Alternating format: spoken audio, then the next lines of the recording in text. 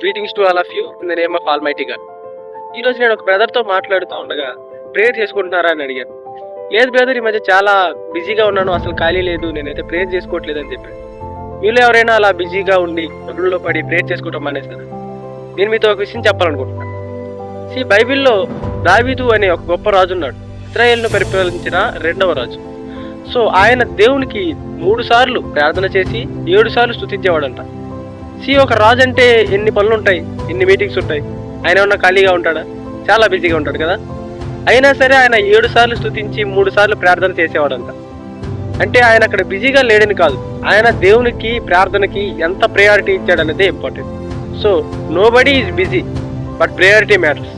మనం ఎంత ప్రయారిటీ ఇస్తున్నాం అనేది ఇంపార్టెంట్. 10 నిమిషాలు ప్రార్థన చేసుకోవడానికి మనకి సమయం లేకుండా అంత బిజీగా మనమైతే ఉన్నాం, ఇది సత్యం. సో మనం ఈసారైనా సరే 10 నిమిషాలు రోజు ప్రార్థన చేయడానికి ప్రయత్నిస్తారని తెలియజేసుకుంటూ thank you. God bless you.